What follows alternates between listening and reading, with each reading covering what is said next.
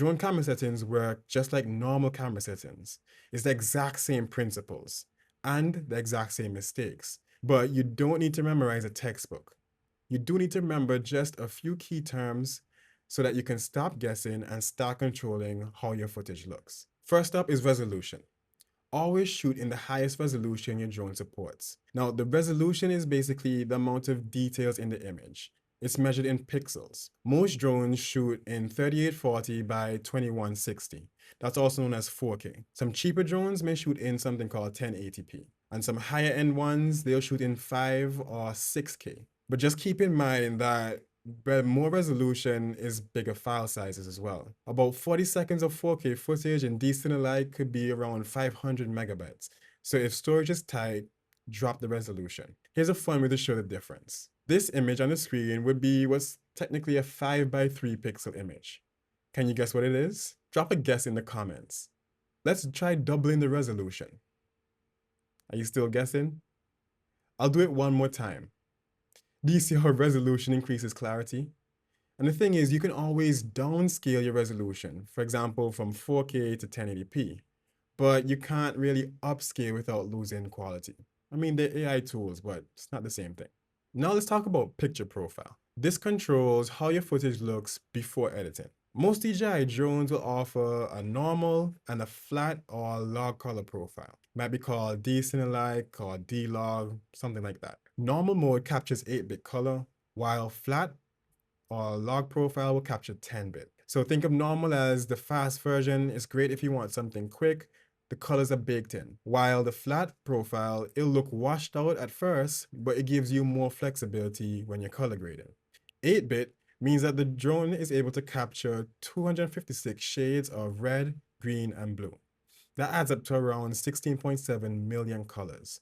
While 10-bit means it can capture 1,024 shades of red, green, and blue.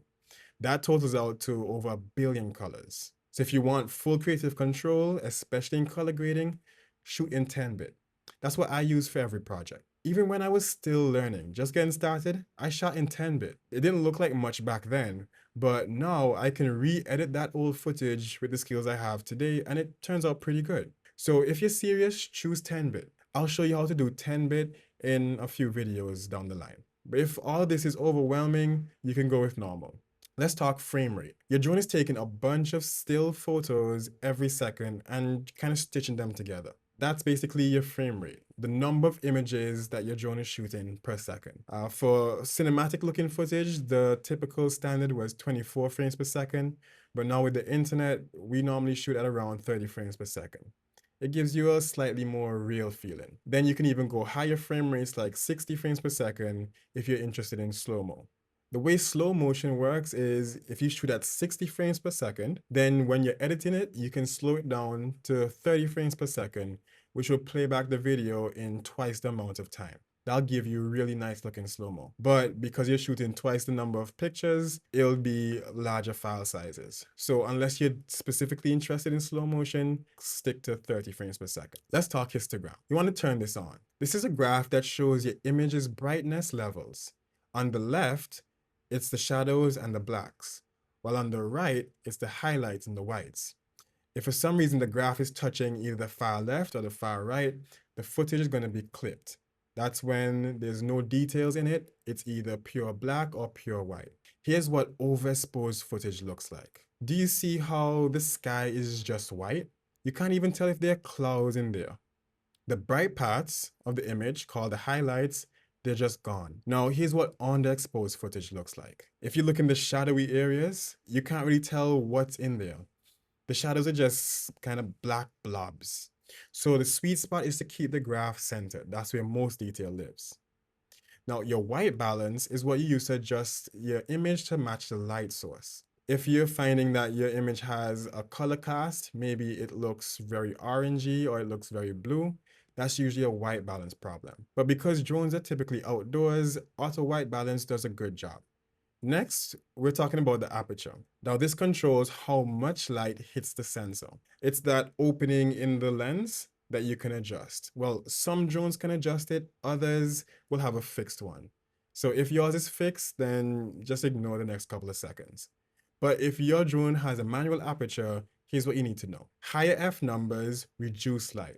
So F over 11 will reduce more light than something like F over 2.8.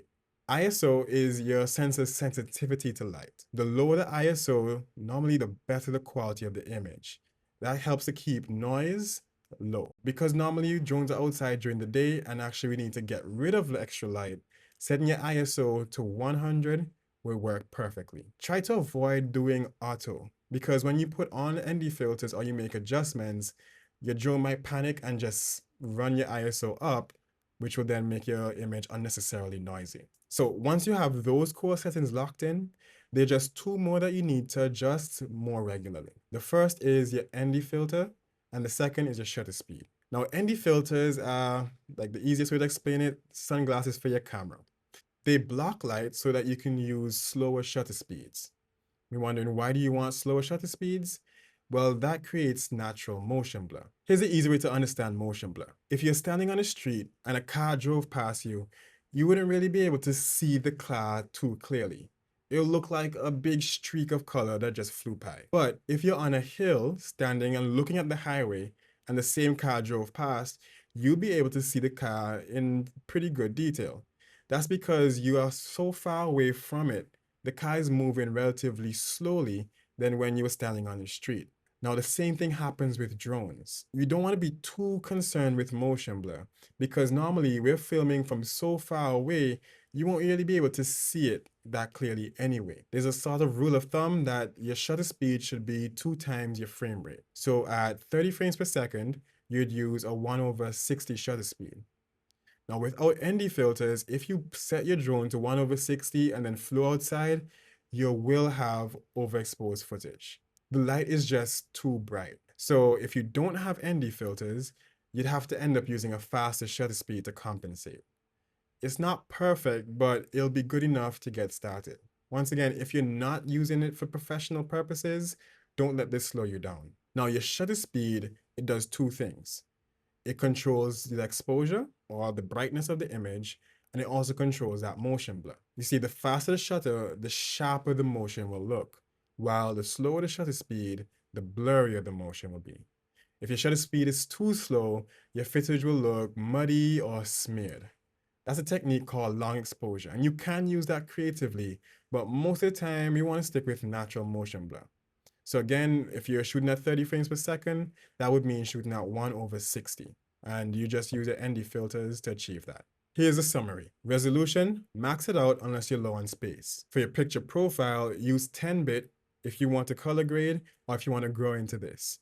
Use normal if you're feeling overwhelmed. For your frame rate, 30 frames per second, 60 if you're doing slow motion. Histogram, turn it on, keep the details in the middle. Try not to touch the edges. For white balance, auto is fine. If you're finding difficulties, you may have to set it manually. Aperture is going to be fixed on most drones, but if yours has an aperture, then remember, bigger numbers, reduce the light. ISO, keep it low, 100 if possible. For ND filters, use them to control light and get the correct shutter speed. For your shutter speed, double your frame rate for natural motion blur.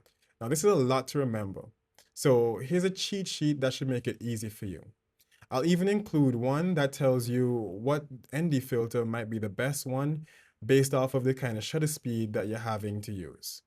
Now, if you've run into any issues or have any questions, please drop them in the comments. I want to make sure you have everything you need to be successful with this.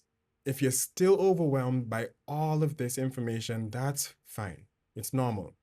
Start with auto. It'll get you good results and it'll allow you to practice. Now, as you learn, you can always switch over to manual to level up. Settings don't really transfer well between flights, even if you're flying in the same location. The time of day, the direction you're flying, with the weather, the way the sun is in the sky, everything affects your exposure. That's why understanding beats copying. You can't just Google the best drone settings and expect perfection. But now you know what each setting does, so you can adjust them with confidence. Don't think you got away. Here's your assignment. Set up your drone and record anything. You don't really even have to take off to do it. What we want to do is just make sure your computer will process the footage that you have. So just make a small recording for a few seconds, load it onto your computer, and see if it opens it. And now is a good time to download DaVinci Resolve. It's free. Just go to their website and grab it. But even if your settings are perfect, there is still one mistake that screams beginner. We're tackling that next. Click here to keep going. You can also start this series from the beginning by clicking here.